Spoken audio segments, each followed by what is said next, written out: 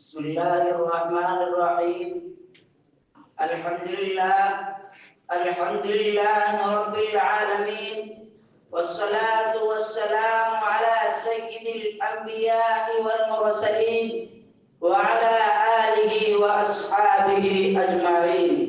أما بعد، محترم صدر جلسہ، حضرات اساتذہ کرام اور معزز طلبہ، آج کی اس مبارک محفل میں میرا موضوع سخن ہے رسول اللہ صلی اللہ علیہ وسلم کے اخلاق کریمانہ.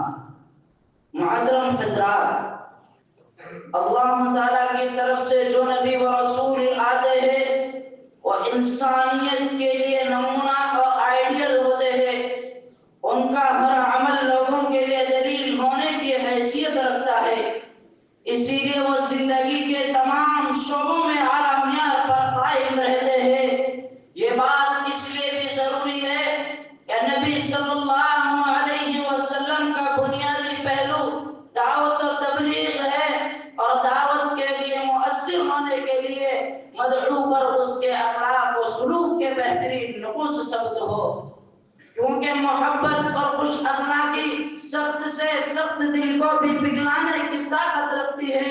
جناب محمد رسول اللہ صلی اللہ علیہ وسلم کی زندگی کا مطالعہ کیا جائے تو صاف معلوم ہوتا ہے کہ آپ صلی اللہ علیہ وسلم اخلاق کی اعلیٰ ترین سطح پر قائم تھے.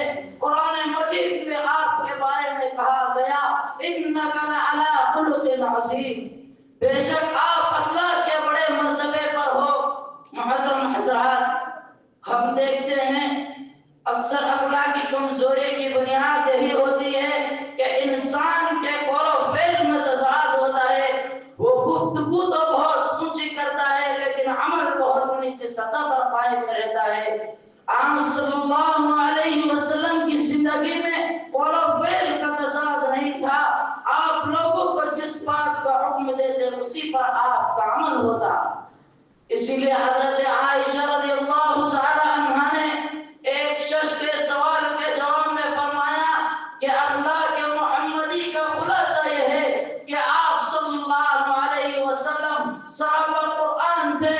کان خلقہ القرآن، یوں تو آپ صلی اللہ علیہ وسلم کے تمام پہلو روشنی میں ہے، لیکن ان سب میں وسیع باب اخلاق کا ہے.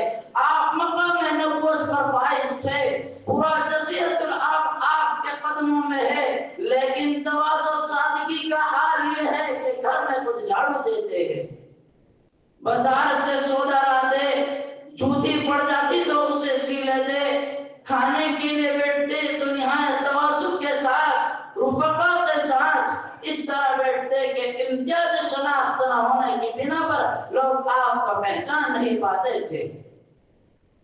محترم سامعین کرام، تواضع فرودنی کا حال یہ تھا کہ فتح مکہ کے موقع پر جب 10,000 مسلح جانثار آپ کے گرد و پیش تھے تو انکساری کی وجہ سے آپ کا سر مبارک اس قدر جھکا ہوا تھا کہ بار بار اٹھنے کی کوہان سے ہٹا جاتا تھا. اپنے لیے تعظیم میں مبالغہ کو پسند نہیں فرماتے تھے. بعض صحابہ رضی اللہ تعالی عنہ دوسرے علاقوں میں جاتے تو دیکھتے کہ لوگ اپنے سردار کو سجدہ کرتے ہیں. انہوں نے آپ صلی اللہ علیہ وسلم سے سجدہ کرنے کی اجازت چاہی اور عرض کیا کہ آپ تو ان سے زیادہ مسعود بننے کے مستحق ہیں. آپ صلی اللہ علیہ وسلم نے فرمایا کہ اگر سجدہ کی اجازت ہوتی تو بیوی کو اجازت ہوتی کہ وہ اپنے شوہر کو سجدہ کرے، لیکن خدا کے سوا کسی کو سجدہ روا نہیں ہے. ملت اسلام کے پاس بانو عفو و درگزر کا باب آپ کے یہاں بہت وسیع ہے. دوستوں اور دشمنوں سب کو اسے سرفراز ہونے کا موقع ملتا ہے. جب مکہ فتح ہوا تو وہ سارے لوگ آپ کے سامنے موجود تھے جنہوں نے آپ کے قتل کے منصوبے بنائے، آپ کو آپ کے رفقا کو جسمانی تکلیفیں پہنچائی، آپ کو برا بھلا کہا، معاشی ناکہ بندی کی، آپ کے پورے خاندان کو دانا دانا کے لیے یہاں تک کہ آپ کے صاحبزادے کتنے رشتے توڑ دیے گئے، لیکن آپ نے ان سبوں کو بے زبان معاف فرما دیا۔ یہاں تک کہ ان کے جور و ظلم کا ذکر کر کے انہیں شرمندہ بھی نہیں کیا۔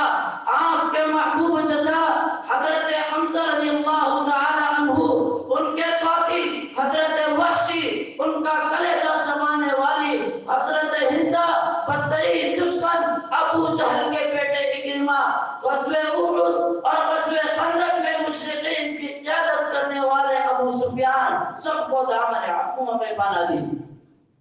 آپ ہمیشہ عدل و انصاف کی تلقین فرماتے اور خود بھی اس پر عمل کرتے۔ عرب کا ایک معزز قبیلہ بنو مخزوم کی ایک عورت چوری کے جرم میں پکڑی گئی۔ لوگ چاہتے تھے کہ وہ سزا سے بچ جائے۔ آپ کے پروردہ اور محبوب حضرت اسامہ بن زید نے سفارش کی، لیکن آپ نے اس پر سخت ناگواری کا اظہار فرمایا۔ عدل و انصاف کے معاملے میں مسلمان اور غیر مسلمان کا کوئی امتیاز نہیں تھا، اسی لیے یہود بھی اپنے معاملات طے کرانے آپ صلی اللہ علیہ وسلم کے پاس آیا کرتے تھے۔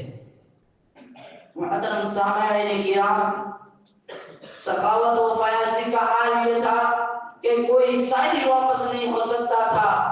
اگر اپنے پاس موجود نہ ہوتا تو دوسروں سے قرض لے لیتے۔ اگر کچھ درہم و دینار بچا رہتا، جب تک وہ تقسیم نہ ہو جاتا تو بے چین رہتے۔ انسانی برابری مساوات کو ہمیشہ ملحوظ رکھتے۔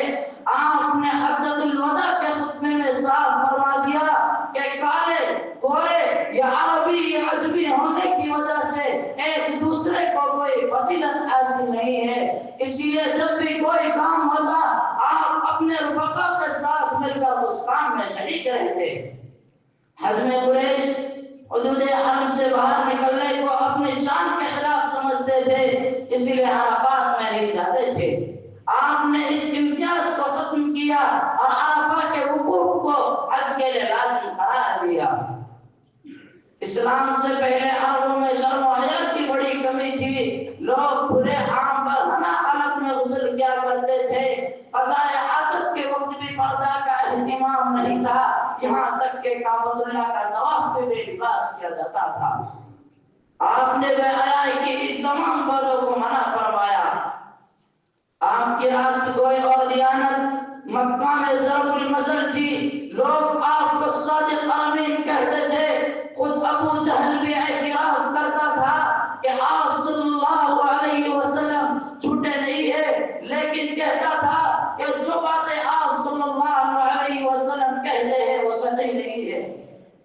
جب آپ نے بادشاہ روم کو دعوت اسلام کا مکتوب لکھا تو اس وقت ابو سفیان روم میں ہی تھے جو آپ کے سخت مخالف تھے۔ بادشاہ روم نے ابو سفیان سے دریافت کیا کیا وہ دعوے نبوت سے پہلے جھوٹ بھی بولتے تھے؟